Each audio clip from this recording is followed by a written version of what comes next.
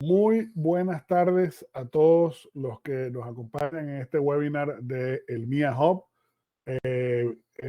Estamos hoy para una temática muy particular, que es el tema de mobility o movilidad. Y vamos a estar acompañados de un panel de expertos que creo va a ser la conversación muy interesante. Gracias a todos por acompañarnos. Ya tenemos un número de personas que se unieron y en honor a su puntualidad vamos a arrancar el webinar, pero evidentemente se van a unir más durante esta próxima hora. Hoy nos acompañan tres personas, como decía anteriormente, expertas en el tema de movilidad desde su perspectiva y de su área de expertise. Tenemos a Luis Ramos, quien además de haber sido un ex colega de la RCA Seguros o la Royal National Alliance, venezolano de origen también, hoy en día es CEO de su propia empresa Mantatech, así que bienvenido, Lucho. También contamos con Carlos Ricci, otro colega venezolano, underwriter de entrenamiento, y ellos cada uno se van a ir presentando ahora en unos minutos, y también con mucha experiencia por el lado de Reaseguro. Contamos con Andrés Herrera, quien es Senior Project Manager en SATEC, con mucha experiencia del lado de movilidad comercial, así que vamos a tener un muy buen balance en la conversación de hoy. Muchísimas gracias por aceptar nuestra invitación. La verdad es que estamos honrados que esté con nosotros y esperamos que, al igual que los otros webinars, pues esto sea un éxito y de qué hablar como temática en adelante. Como les decía anteriormente, le voy a dar la palabra a cada uno para que se presente. Y vamos a ir por orden. Vamos con Andrés primero. Bueno, ¿qué tal? Buenas tardes, encantado de estar acá, Hilario. Muchas gracias por la convocatoria. Mi nombre es Andrés Herrera y mi camino profesional ha transitado básicamente entre el mundo de la tecnología y los servicios financieros. Ingeniero en informática, pero llevo más de 10 años en la industria de seguros, donde he liderado más áreas de producto, marketing, formado parte de startups y implementado proyectos de transformación para distintas aseguradoras. No soy venezolano, soy argentino de origen, pero por suerte tuve el privilegio de vivir en distintos países y desde hace 3 años estoy en Madrid, desde donde estoy conectado a la industria y al negocio asegurador en Europa y América Latina. Como decías, soy parte del equipo de CA Tech.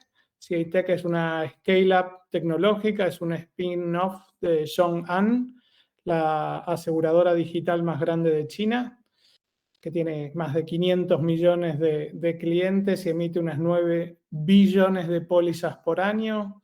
Y desde hace 5 años esa tecnología que permitió ese crecimiento a ZhongAn está disponible para el resto del mercado asegurador, con casos de éxito impresionantes en lo que es Asia y empezando a tener algunos casos aquí en Europa también.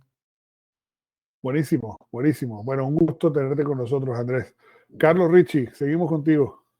Gracias, Hilario. Gracias al Miami Hub por esta invitación. Y ya yo estoy entendiendo por qué Hilario está haciendo el énfasis de Venezuela y los venezolanos, ¿no? Quizás un poco para hacer sentir que ya solo los venezolanos no hablan de seguro, pero también podemos hablar de temas como de fútbol, ¿no? Pero no vamos a tocar ese tema ahorita porque hay gente que está más ansiosa de oírnos escuchar el tema de automóvil. Bueno, yo soy Carlos Ricci.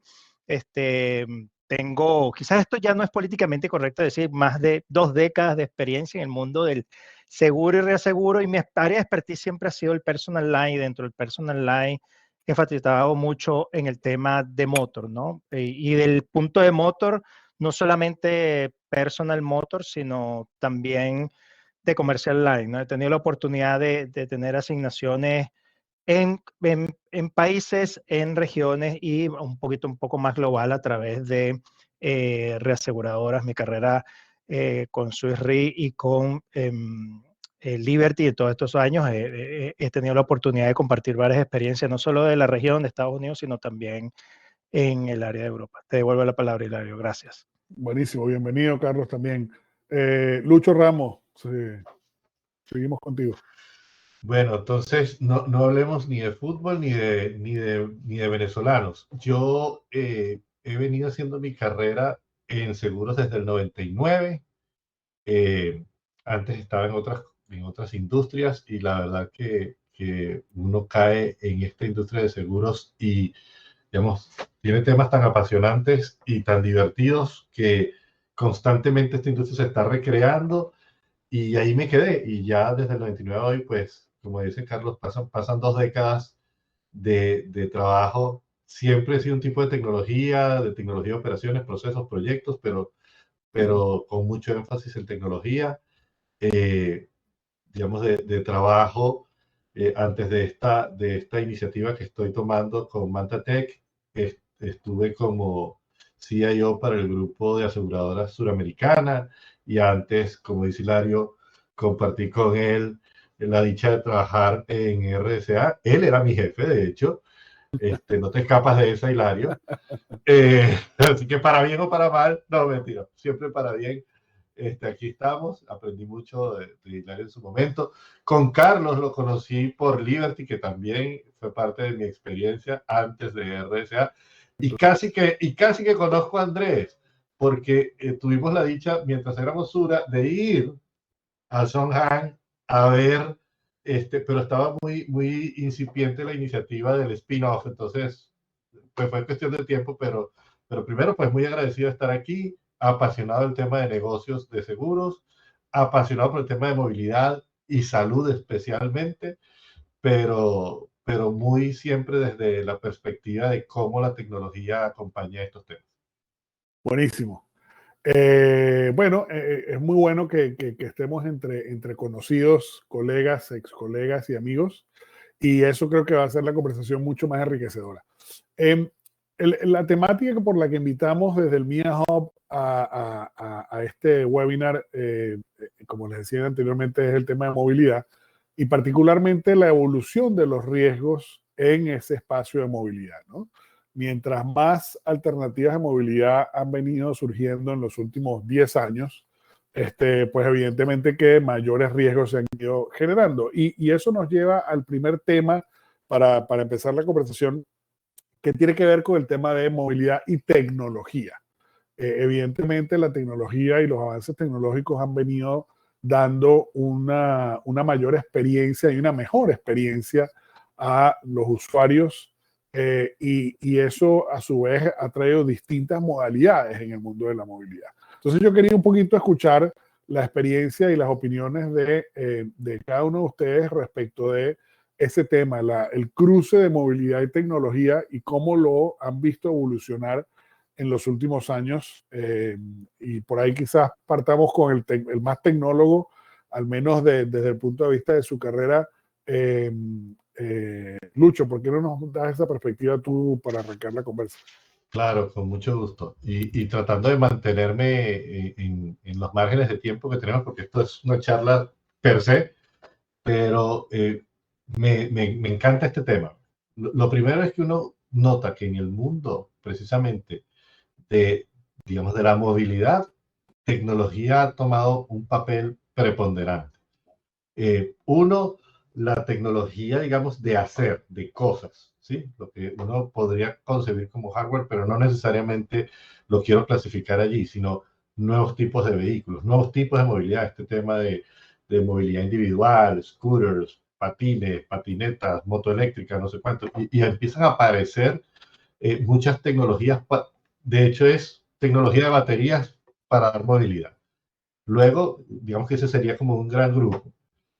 Luego entonces tienes otro componente que me pareció también muy relevante, que es pues el estímulo que ha venido teniendo por el lado de sostenibilidad del vehículo eléctrico. Y a eso lo acompaña mucho un tema que para mí es supremamente potente y que no podemos dejar de tener en cuenta, y es el tema de IoT más GPS y la suma de inteligencia artificial para eso del automóvil que se conduce solo, de que percibe que tienes alrededor, de que sabe las rutas. Eso ha sido quizá el aporte que desde mi punto de vista es el que más tiene futuro, porque es un aporte que puedes aislar y que te va a permitir dar esa seguridad al conductor y a los que habiten el vehículo, para, digamos, transformar de alguna forma también el tema del seguro, porque digamos que la movilidad de un vehículo eléctrico versus la movilidad de un vehículo no eléctrico, siempre que esté manejando un ser humano, ¿sí? Tienen más o menos el mismo riesgo. Pero cuando le incorporas el elemento de self-driving, ya ahí empieza a aparecer una disminución de un riesgo y una comprensión de un nuevo elemento de riesgo. Entonces, y eso viene potenciado por IoT en mucho, ¿sí?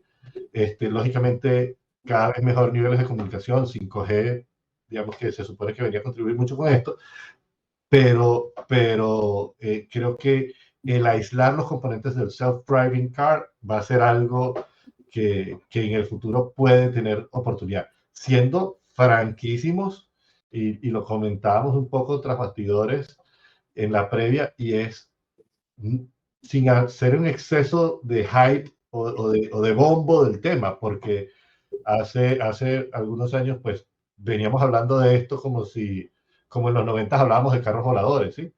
Y no termina pasando, ¿sí? Entonces, están para quedarse. Lo que es claro es que vehículo eléctrico y la autoconducción ya se desarrollaron. Lo que no han tenido es la escala que uno espera. Ahora, esto es como el cuento del GPS. Cuando salió era malo y la gente se revolcaba en la risa los de Lonely Planet creyendo que ellos nunca iban a ser reemplazados. Hoy en día, cuando ya funciona, escala y escala muy rápido, pero toma más tiempo a veces del que se espera. No sé. Sí, perdón, y es interesante algo que tú tocas ahí, porque al final del día, cuando hablamos del vehículo, de la parte más tradicional de la movilidad, vamos a decir, la realidad es que ha habido una constante que yo diría es la automatización, previa inclusive al vehículo eléctrico, ¿no? Porque, digamos, el vehículo de combustión interna, que sigue siendo la mayoría, ya empezaba a introducir ciertas automatizaciones como el cruise control adaptativo, empezaron a incorporar ciertas cámaras, empezaron a incorporar ciertas tecnologías que nos movieron hacia la automatización de algunos procesos dentro de ese vehículo, pero que el vehículo se seguía y sigue manejándose por un ser humano en su mayoría.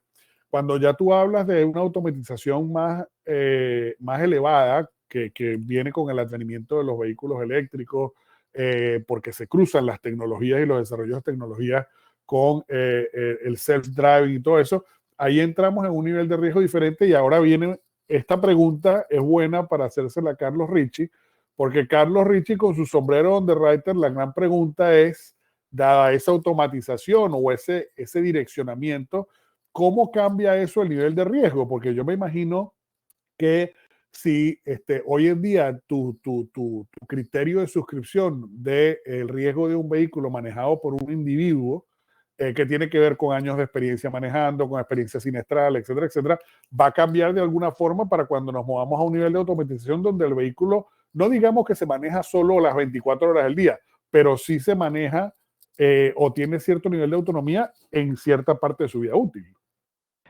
Y que precisamente yo quería gatear antes de caminar y correr, cuando empezamos a hablar de carros eléctricos y autoconectados. Todavía estamos muy lejos de entender cómo manejar esto, ¿no? Cuando tú preguntas cómo está la movilidad y la tecnología, hay algo que es una realidad hoy. Hoy el negocio de seguros sigue siendo tradicional, estamos suscribiendo el 98% de vehículos a combustible de gasolina y estamos entendiendo la suscripción de ese riesgo a través de la experiencia. Entonces, como bien tú describiste, Hilario, que en el futuro vamos a tener mucho más de dónde entender y de cómo interpretar el riesgo, eso no cambia la realidad actual. Nosotros como suscriptores o los suscriptores deberían de tener la visión de que el riesgo tradicional, que pareciera que por muchos años va a seguir siendo el que lidere los ingresos de las compañías de seguro, etcétera, etcétera, y las ventas de vehículos en el mercado automotriz también, tenemos que entender el riesgo de una manera diferente a través de tecnología, a través de una recuperación de datos diferenciados, no simplemente con la data que tienen las compañías de seguro de su propia experiencia. Ahí sí, quizás ahí entran otros temas más profundos de cómo podemos tener data externa para complementar la experiencia propia de nuestros clientes. Entonces, ¿Cuál es lo importante aquí? Que los suscriptores, y estamos en el mundo del seguro, tienen que entender que ya no basta simplemente con hacer mi burning cost actuarial y decir, ok, miro 5 años atrás la experiencia de todos mis clientes y veo qué les cobro a futuro. No, porque a través de plataformas y de data que tenemos a disposición, pudiéramos tener una aproximación más acertada al riesgo actual. ¿Qué va a pasar en el futuro? Cuando tengamos esos vehículos inteligentes, las datas nos las van a servir en bandeja de plata los mismos ensambladores de vehículos. Pero quizás aquí como que mi primer advice sería,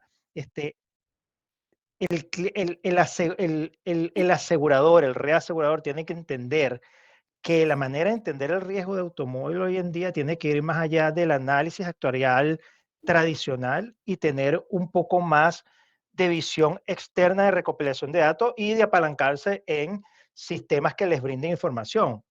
Uno de esos puede ser la telemetría, y bueno, la telemetría es un tema bastante profundo que puede brindar mucha información a clientes y aseguradores también.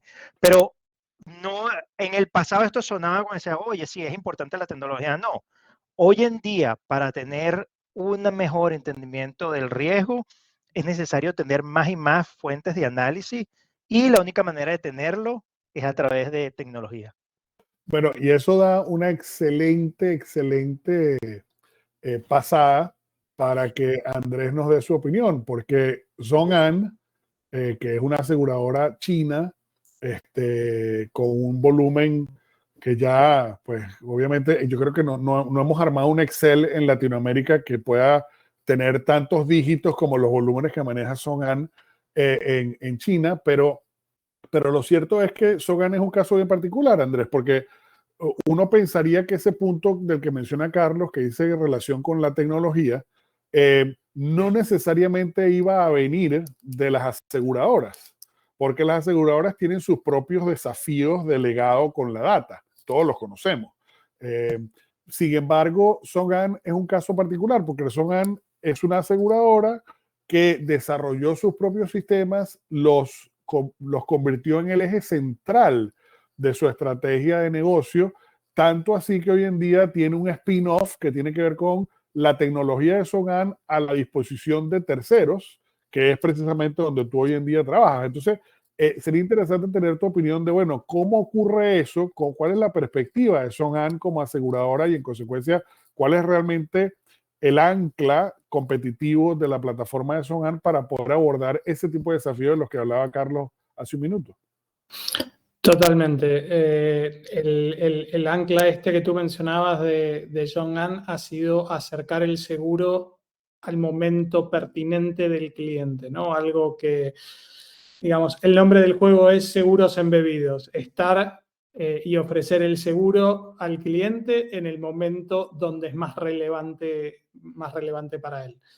Tiene muchos casos de éxito desde microseguros hasta seguros de vida, y si entramos en la línea de coches también desde CA-Tech hay varios casos de éxito que tienen que ver con la distribución de seguro automotor. Lo que estamos viendo es sin duda que los datos que hoy no solo los coches eléctricos tienen, sino cualquier coche de fabricación actual tiene cantidad de sensores para que los fabricantes tienen, diferentes sistemas de seguridad, de medición, de GPS. La verdad es que es impresionante la cantidad de datos que genera hoy la circulación de un coche por la vía pública. Y lo que estamos viendo, por lo menos aquí en Europa, es un avance muy fuerte de los fabricantes hacia el mundo de seguros. Por supuesto, hay una aseguradora detrás, pero lo que une a esta aseguradora con el fabricante es la plataforma tecnológica que permite tomar esos datos y tomar mejores decisiones a partir de los datos del vehículo de conducción y de la movilidad en general de la persona, ya tal vez a través de una app que genera telemetría a partir del teléfono móvil. Bueno, hay infinita cantidad de datos que estamos generando y lo que diría es que el mundo asegurador va a tener que prepararse para esto, ¿no? Para poder ofrecer esos servicios a fabricantes y embeber el seguro en el momento que el cliente compra el coche. Como un tema de postventa también, ¿no? Un tema de servicio también. Los fabricantes están buscando mantener a sus clientes dentro de una experiencia global de marca, que utilicen los talleres, que utilicen los concesionarios, que cuando hay un siniestro vuelvan a ese lugar y desde ese lugar están armando una estrategia que también incluye seguros. Entonces, muy importante el uso de los datos y la tecnología para lograrlo. Interesante, bien interesante. Y claramente eso supone también la adaptabilidad que tienen que tener las compañías de seguro, los corredores de seguros, todos en la cadena de valor de cara a la conducta del consumidor para con toda esa nueva forma de movilidad que hay, ¿no? Porque de alguna manera hasta ahora hemos hablado del vehículo tradicional, está bien, pero la realidad es que, como decía Lucho al principio de esta conversación, el vehículo del futuro parece ser un vehículo que es un medio de transporte en distintos formatos alrededor de una batería, ¿no? Sea un automóvil, sea un scooter, sea una bicicleta, sea un monopatín, sea lo que sea, es un vehículo alrededor de una batería. Y hace 20 años, 10 años inclusive, Carlos Richie me corregirá, uno pensaba que la línea de negocio se llamaba Motor. Y Motor era un carro, un vehículo de 4 ruedas, vamos a llamarlo así. Probablemente hoy en día no hay que cambiarle el nombre, se sigue llamando Motor, pero Motor tiene otras variedades, porque ya hay compañías o insurtechs, o llamémosla como la queramos llamar, que están asegurando movilidad. Y movilidad no es solamente una póliza de automóvil, movilidad puede ser una póliza de AP para alguien que está en un monopatín, ¿no? Lo cual me lleva, y siéntanse libres de comentar sobre esto a medida que vamos, pero la pregunta va hacia el tema de sustentabilidad. ¿Por qué? Porque la realidad es que hace 20 años yo no me imaginaba ir a la oficina en un monopatín, ni en una bicicleta eléctrica. Yo me compraba un carro que rodaba poquito, pero yo me compraba un carro, ¿sí? Hoy en día hay variedades. Hoy en día, por ejemplo, yo tengo un carro eléctrico que es el carro del día a día, porque sé que el costo operativo de ese carro es menor. Porque además ese carro, sorprendentemente, al menos aquí en los Estados Unidos, por algunos fabricantes cuesta menos que el carro de combustión interna, dependiendo del modelo, ¿no? Porque hay créditos impositivos y otras cosas. Pero también es cierto que hay gente que dijo, no, yo no manejo más. Yo ahora ando en una bicicleta eléctrica o yo ando en esto. Entonces, hay un aura de sustentabilidad alrededor de eso y toda esta introducción la hago y parto contigo, Carlos Richie, porque toqué el tema de que Motor probablemente pase a ser movilidad o Motor va a incluir movilidad, pero alrededor de la sustentabilidad, ¿cómo ves tú esa evolución y cómo se está implementando en el mundo real relativo a ese asunto? Mira, el tema, los goles de sustentabilidad de las Naciones Unidas del 2030 no dice algo específico de movilidad, pero todos los 30 goles que tienen, al final, la movilidad viene siendo como un conjunto de ellos, porque te proponen mejorar la calidad de vida, justicia, mayor justicia social, etcétera, etcétera, etcétera. Perdón, Y y solo cuando, para beneficio de la audiencia, porque estamos aquí en un inglés como segundo idioma, cuando tú hablas de los goles, te refieres a los objetivos, a las objetivo, metas de las Naciones no los Unidas. goles que metió, no el 3-0 que metió Venezuela, No llegamos ahí, no lleguemos hasta ahí. Vayamos meramente al Sí, Spanglish, pero te refieres disculpa a los objetivos. la confusión, los objetivos de las Naciones Unidas. Pero hay tres, mira, para que la sustentabilidad sea una realidad y el 2030 ya está a la vuelta de la esquina y seguramente esto va a tener un capítulo 2050, tienen que haber tres cosas fundamentales que se cumplan. Primero, en los gobiernos. Para que los objetivos de sustentabilidad establecidos por las Naciones Unidas se implementen, tienen que los gobiernos locales tener mucha voluntad y trabajar en un tema de leyes y de infraestructura. que en el tema de movilidad o en el tema de automóvil en motor es crucial. Es crucial. Durante el 2020, cuando yo me encontraba trabajando para la Sociedad de Seguro, vimos una gran cantidad de proyectos que apuntaban a soportar el tema sustentable, temas de la próxima milla, scooter, vehículos compartidos, sharing economy. Pero al final que se empezaron a encontrar las compañías de seguro que querían meterse en estos temas, decía, bueno, primero tenemos un espacio legal que no entendemos este riesgo, cómo va a terminar siendo capitalizado.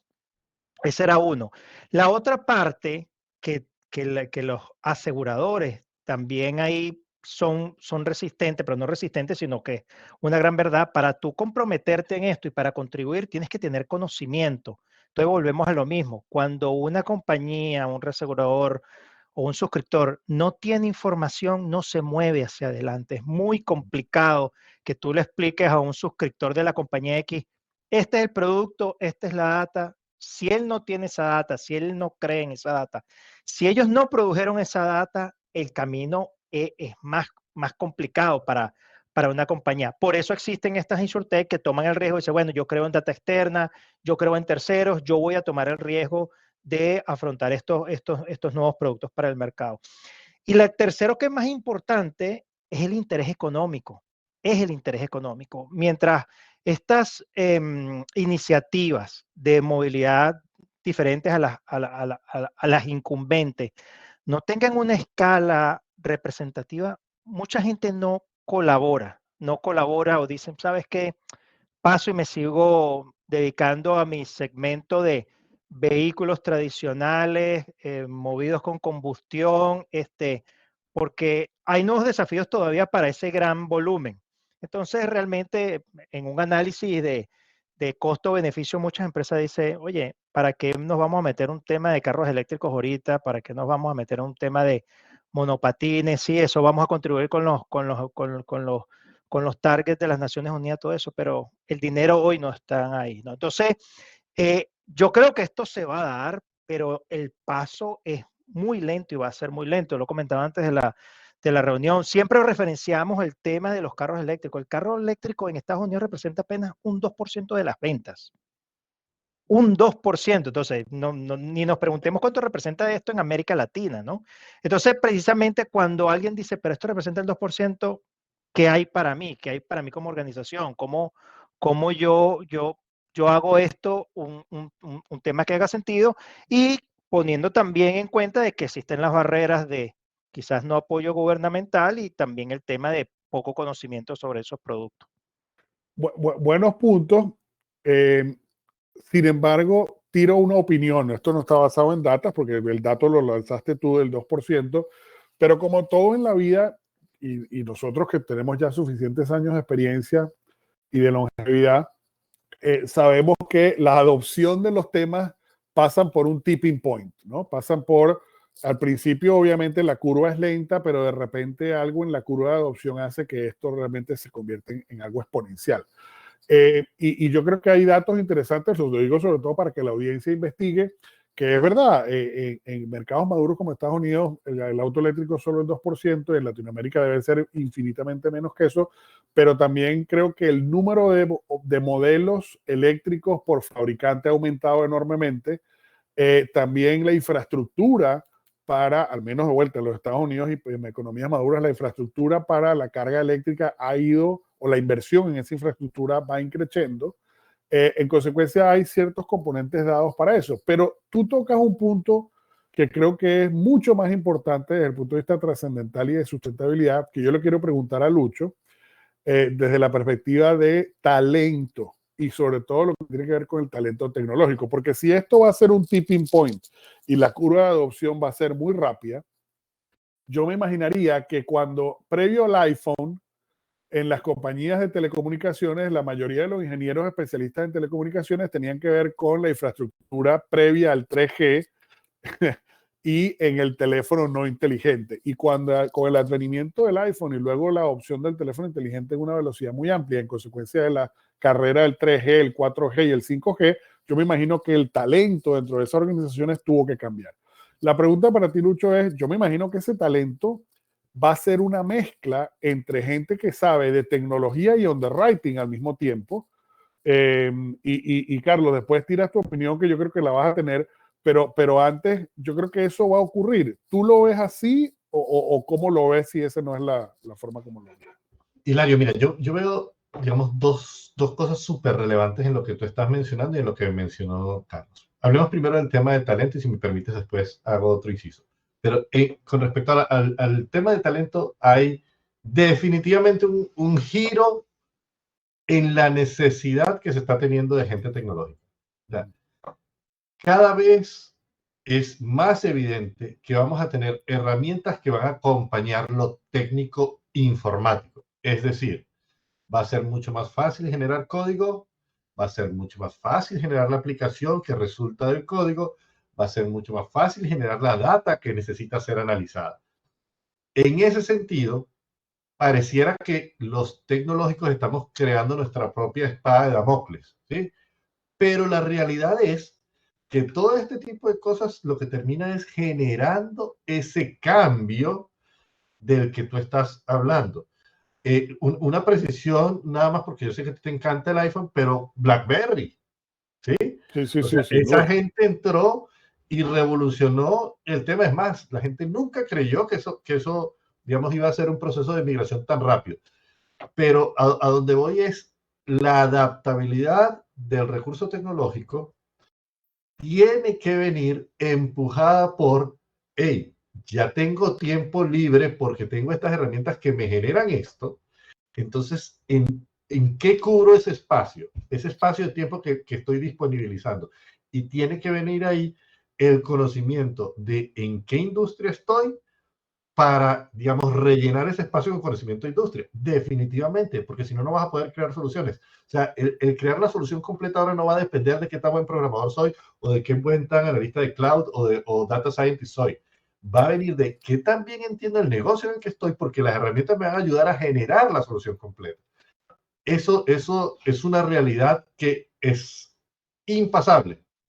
Y viene hablándose de este tema en el ambiente tecnológico desde hace algún rato. Hay que incorporarse a los elementos estratégicos de las compañías, hay que empezar a entender cada vez más las compañías en las que estamos. De hecho, eso pone un desafío en las grandes compañías que tenían la habilidad de entregarte manos, ¿sí?, tiempo y materiales, y eso era suficiente. Ahora, esas compañías van a tener que empezar a crear cada vez más sus verticales por industria, como lo hicieron las consultoras en su tiempo, que eran consultoras meramente financieras y ya tienen prácticas, hablemos de las grandotas, pues de Bain, McKinsey, BCG, KPMG, que tienen ahora verticales seguros, banca, manufactura, retail. Así va a pasar también con las tecnológicas, porque necesitas estar inserto en el conocimiento de la industria en la que vas a estar. Ese era como uno de los temas en los cuales yo creo que hay que estar muy alerta, y el talento que existe hoy tiene que ir, digamos, allanando ese terreno. Y lo otro, con respecto al tema de sostenibilidad, que me desvió un poquito del tema de talento, pero solamente para hacer un comentario, era precisamente con lo que decías de esas evoluciones rápidas y esos tipping points, que también hay unos elementos que están, digamos, subyacentes en el tema de sostenibilidad para América Latina muy especialmente y para mercados emergentes, digamos, en general, que es, está bien el tema, lo que les decía, todo lo que tenga batería y la masificación del tema de batería, pero hey, la tracción a sangre, o sea, la bicicleta va cada vez a retomar más espacios en temas de sostenibilidad, porque el individuo joven, y yo no sé si ustedes han tenido la oportunidad de apreciarlo, pero yo lo aprecio mucho en ciudades como Buenos Aires y como Bogotá, en Ciudad de México también, que uno aprecia que la gente cada vez más se está volcando de nuevo a la bicicleta. Está creando, de hecho, un mercado de bicicletas nuevo, porque digamos que la gente está teniendo como ese concepto de movilidad sostenible. Entonces creo que incluso hay que revisar esos modelos que decíamos, pues la industrialización cambió, pues puede que venga un retome de eso, y nuevamente IoT puede jugar un papel interesante en eso. Solo quería hacer como esa precisión porque puede ser interesante. No, está interesante porque además tú tocas un tema válido y es que la intersección de la tecnología adaptada a el consumo va a generar variantes en la migración a esas nuevas tecnologías, donde nosotros estamos pensando cuándo llegará un Tesla a Latinoamérica y masificarse, estamos pensando probablemente de manera errónea. Lo que tenemos que pensar es la tecnología asistida por batería va a crear una demanda de un vehículo que no necesariamente va a ser un Tesla, pero que probablemente sea la bicicleta en economías emergentes, como de hecho lo es hoy en día en la combustión interna. Si tú te vas a la India, ahí es donde hay mayor uso de motocicletas, etcétera, y probablemente allá vaya a una migración eh, de ese tipo. Y entonces eso me lleva, Andrés, a preguntarte a ti, tú que estás ahora desde el lado más de la empresa tecnológica, ¿sí? Empresa tecnológica que sirve ambos mundos, el mundo tanto de líneas personales como el mundo de líneas comerciales. Y hasta ahora hemos hablado mucho de la parte más personal, pero tú también tienes mucha visibilidad y has tenido experiencia con el tema comercial. ¿Ves ese tema de sustentabilidad? ¿Ves ese tema de integración de conocimientos siendo cada vez más cercanos desde el mundo tecnológico y desde el mundo de seguros en ambos segmentos? Y si puedes hablar un poquito del lado comercial, que como decía Lucho antes, el IoT y todas esas cosas ha existido desde hace ya un tiempo con mayor adopción, ¿no? Sí, primero creo que lo decía Carlos, lo fundamental para la adopción de medidas de sostenibilidad dentro de lo que es la movilidad tiene mucho que ver con la regulación y el impulso que tengan las ciudades, ¿no? Yo hace un par de días estuve en un foro sobre ciudades inteligentes y sostenibilidad y un panel, un bloque completo tenía que ver con la movilidad. Acá en Europa es un tema que cada vez desde el lado de las ciudades se está empujando más fuertemente, zonas de restricción de vehículos y no solamente, por supuesto, vehículos a combustión, pero hay un impulso muy fuerte hacia eliminar un poco los vehículos de las ciudades, volver a las ciudades más habitables y devolver el espacio urbano al ciudadano, ¿no? Y eso va a cambiar la movilidad de las personas e impactar en los riesgos asociados a la movilidad urbana. Dentro de esa transición hay mucho movimiento hacia la movilidad como servicio, la movilidad en compartida, multimodalidad también utilizando transporte público, y dentro de eso lo que vemos es también una migración hacia el seguro de mi vehículo en propiedad, hacia flotas de vehículos conectados y uso de movilidad compartida, básicamente.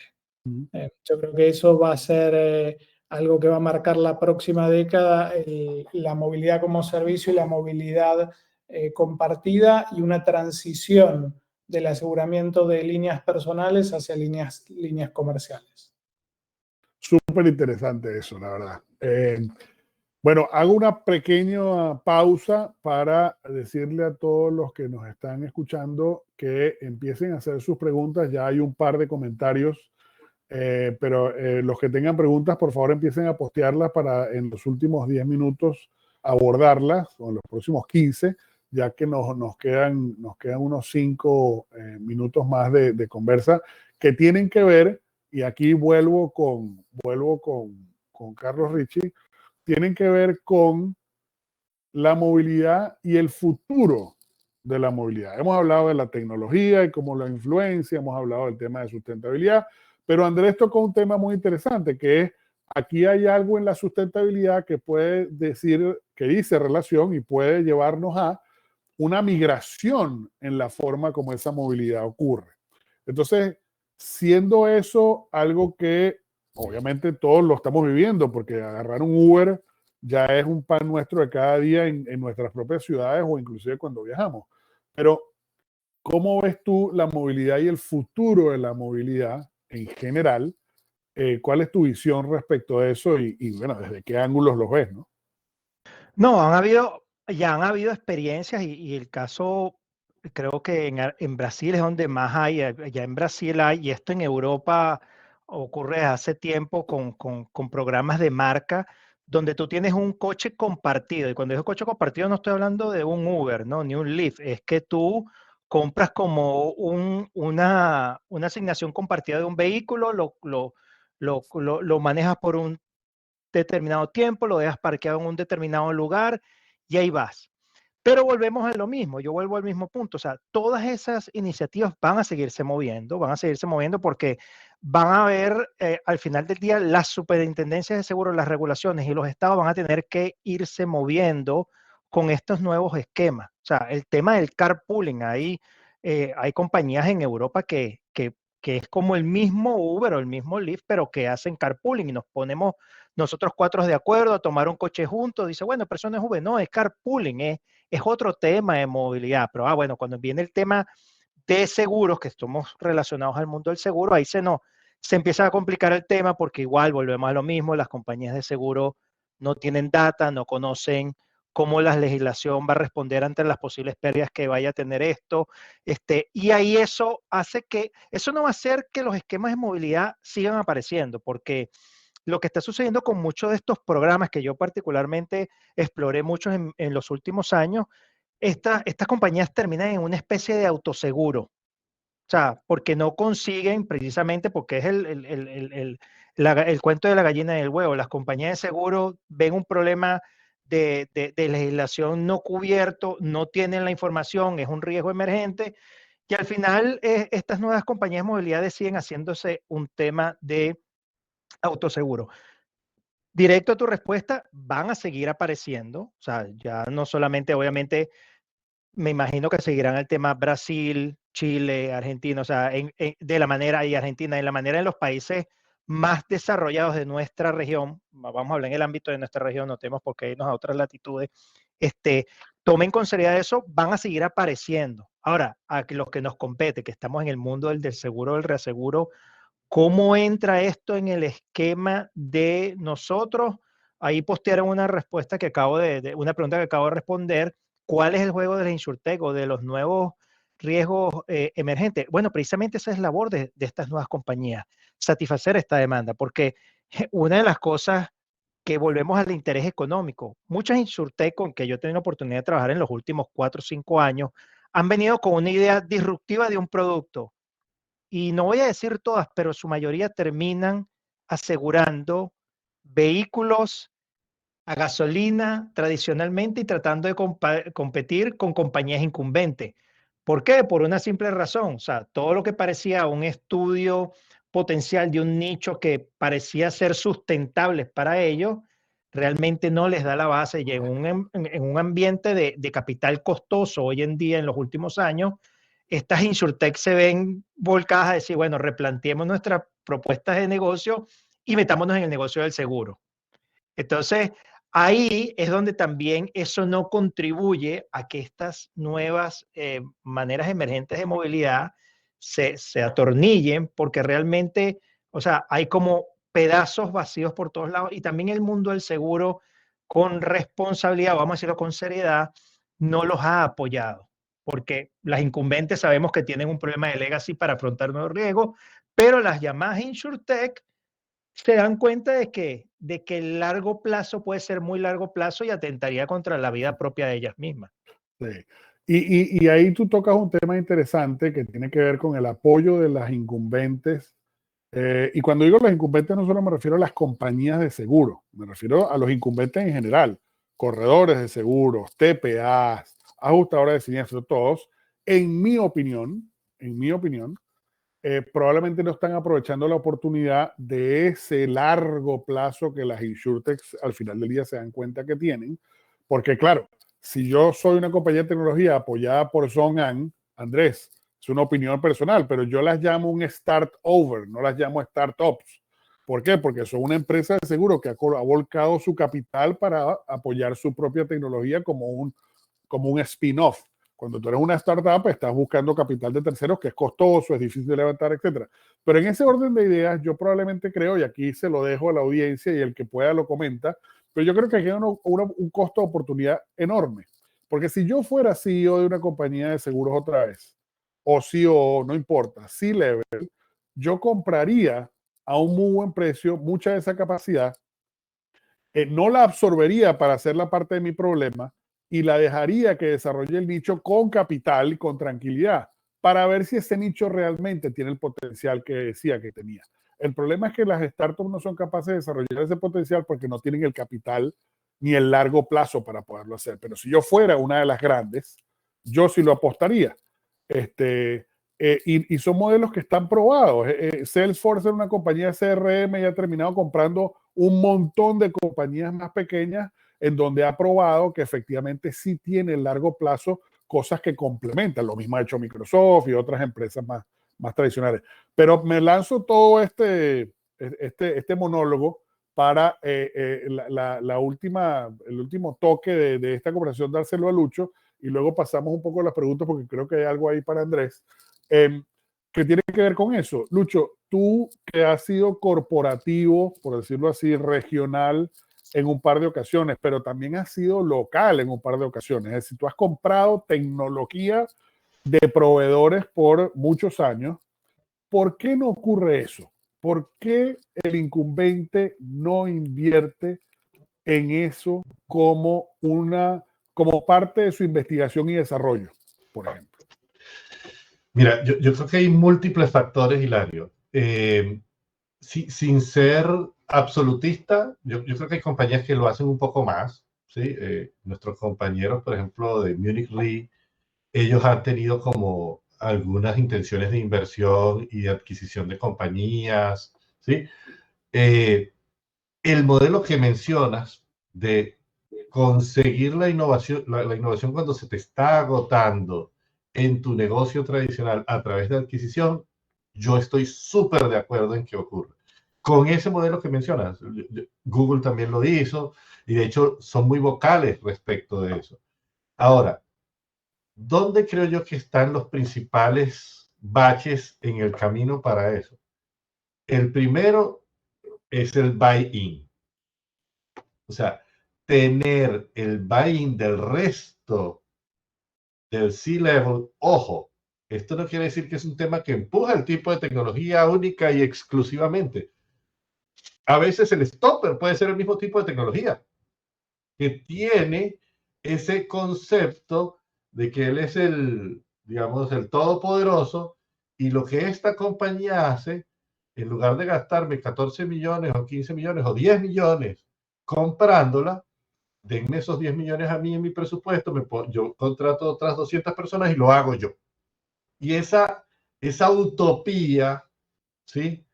De los tecnológicos también, porque quiero empezar por mí, ¿sí?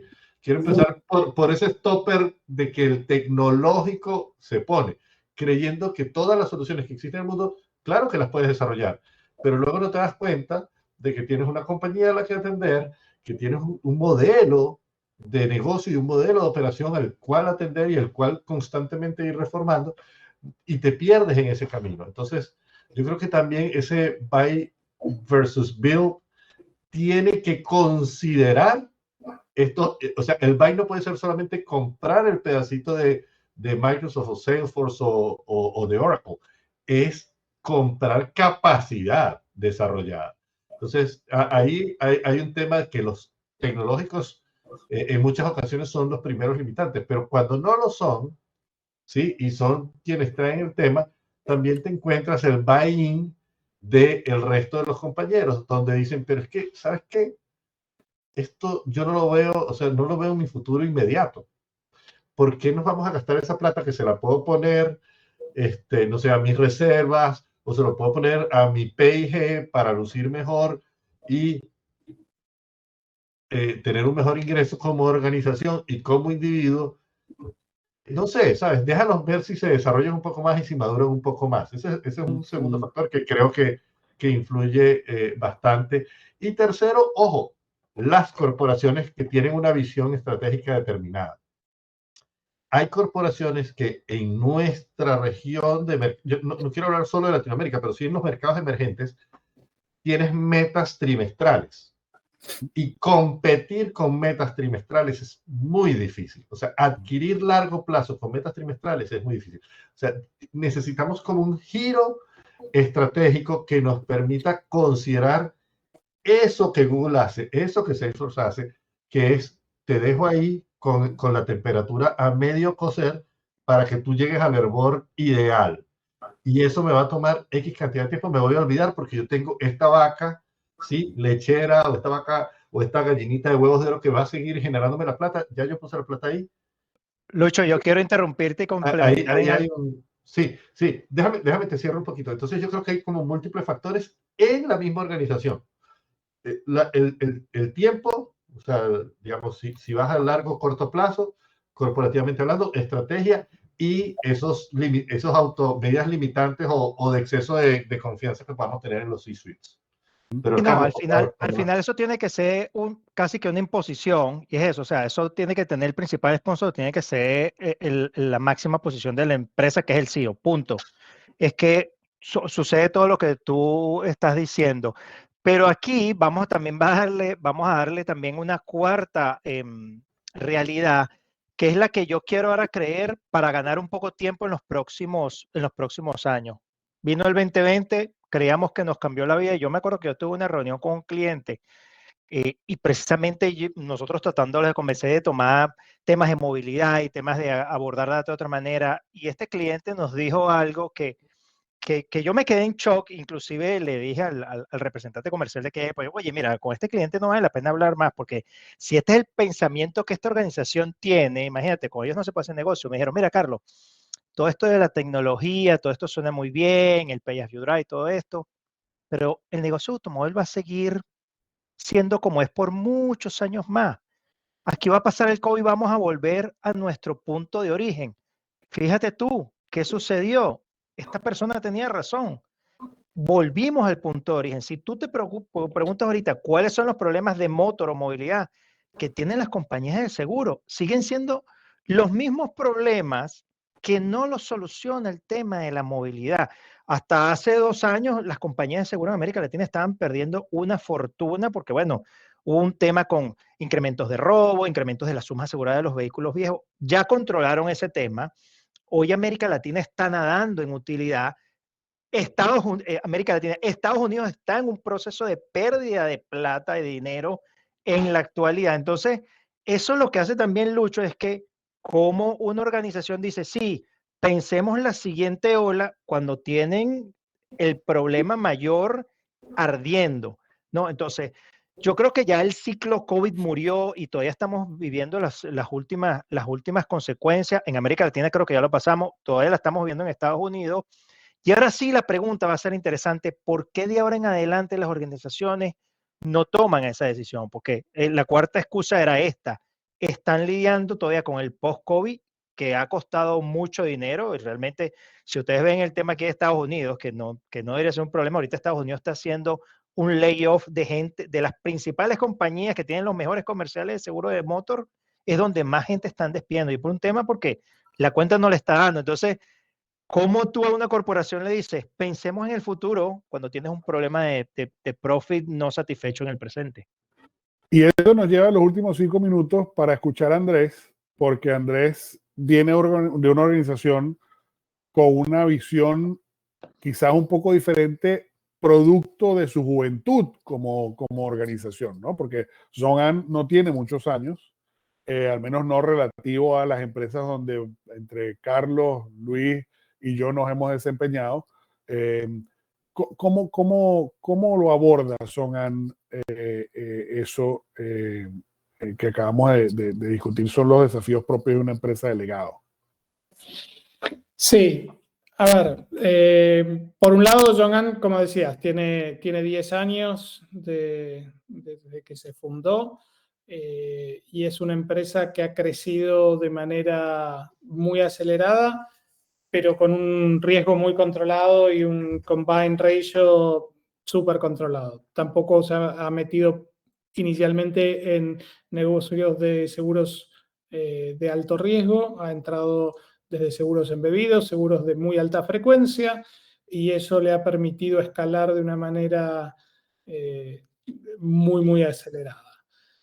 Volviendo al tema anterior, yo creo que, y un poco en línea con la pregunta que estaba ahí puesta, creo que el modelo de la InsurTech que entra para competir con los incumbentes ha demostrado que tiene muchos riesgos, digamos. Es muy difícil desde una empresa, por más innovadora que sea, por mejor propuesta de valor que lleve al mercado, lograr la escala y el largo plazo.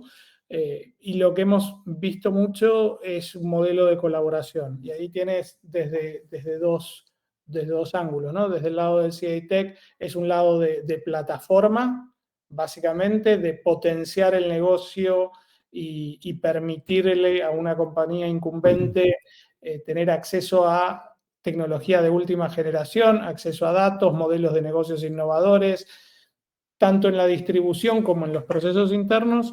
Y hay otras InsurTechs por ahí más innovadoras en temas que tienen que ver con la movilidad, donde una asociación, una colaboración con una empresa aseguradora le permite demostrar o sea, tener una sustentabilidad de largo plazo y a la aseguradora empezar a aprender de ese negocio que, como comentaba Carlos, el equipo actuarial siempre es muy precavido a la hora de entrar en un nuevo negocio que no conoce. Para empezar a conocerlo hay que empezar a participar, ¿no? Si no, esos datos y ese conocimiento nunca van a llegar. Y creo que el modelo de colaboración es lo que les permite empezar a conocer ese mercado, esa nueva movilidad, utilizar los datos para tomar mejores decisiones actuariales. Yo creo que el modelo de colaboración es lo que nos va a permitir, más allá del de compra, adquisición o inversión estratégica, que puede ser también muy interesante. Y me encanta que cierres con esa frase, ¿no? El modelo de colaboración, porque de eso se trata este mundo InsurTech, que recuerdo por ahí en el 2016, cuando yo fui a la primera conferencia en Las Vegas, el debate era cómo se deletreaba InsurTech y no qué era. Si era InsurTech con E o sin E, después de la R y cosas de ese tipo. Hoy en día tenemos hasta Carlos Richie, un experto en InsurTech, quien nos tomó bastante tiempo traerlo a este mundo. Pero creo que esa palabra es clave. La verdad, llegamos al final de nuestro webinar. Creo que ha sido una conversación súper enriquecedora. De verdad que muchísimas gracias a Andrés, a Carlos y a Luis por acompañarnos. A todos los que nos acompañaron hoy y a los que no, van a poder tener acceso a esta grabación. Creo que la temática fue suficientemente interesante como para que muchos más puedan acceder a ella. Y cerrando esto con el tema colaborativo, de eso se trata el MIA Hub, el Miami InsurTech Advocates Hub. Nosotros estamos en una posición de generar colaboración a lo largo y ancho de la región. Somos una organización sin fines de lucro, estamos para avanzar de manera independiente y productiva todos los temas que tienen que ver con tecnología en seguros y con innovación en seguros. Así que, por favor, los que no nos conocen, vayan a nuestra página web, miahub.org. Los que ya nos conocen, involúcrense más, que hay varias formas de hacerlo. Y muchísimas gracias a todos por su tiempo. Y nos vemos en la próxima edición, que será el próximo mes, donde tendremos mucho más temas interesantes que conversar. Un buen saludo a todos. Muchísimas gracias. Muchas gracias. Hasta luego.